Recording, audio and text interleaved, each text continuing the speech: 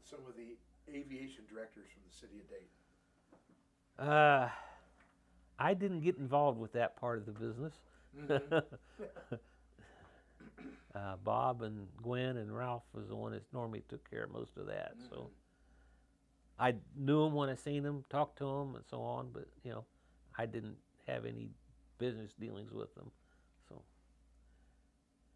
But some of them were aviators. yes, Some were not. yeah, And so, as aviators, because mm-hmm. the position has Right. evolved, as aviators, do you have some sense of how? I mean, the airport used to be run by aviators, and now, Yeah. and for them, then for a period of time it wasn't. It was Mhm. business school graduates, Right. and so I wondered how you feel about that. Well, I'm not sure how I feel about that. Mm-hmm. I know as aviators, they probably made some poor business decisions for the airport versus what somebody with a business background would have probably done. But but all in all, they've both ways have had their advantages. So And based on the research that I've been doing, it sounds like Jim Woods had a lot to do with this place expanding. Jim Woods had a lot to do with it to begin with. Mm-hmm. Yes. And was he director when the airport expanded across the field, or he come a little later than that? I think he was director for 25 years. He was director here a long time. I think he was a little later than that, though. Okay. I never met him, so I don't have any personal experience with him. But I don't know when he was started or when he was, but I don't. He could have been here when they expanded across the field. I'm not sure, but. When you were here before you retired, did any of the old dogs who originated this airport ever return here? Al Johnson, some of the people that worked with Kettering and Deeds, and the Army folks that were here. Do you recall anything like that? If they did, I wasn't aware of them being here. Okay. I know I've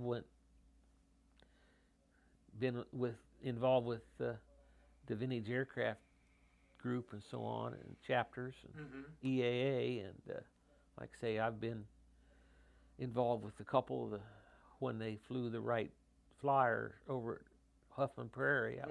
I was over there a couple times when they on the crew for flying it. But matter of fact, I was there the last time they done it and seen the guy crash. Oh yeah, no, I was actually not here then. But I had photographs of him flying years before. Yeah.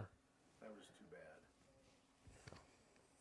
But it was the type thing that was his second flight of the day, and he had first flight. He just went straight out and leveled off and pulled power and landed.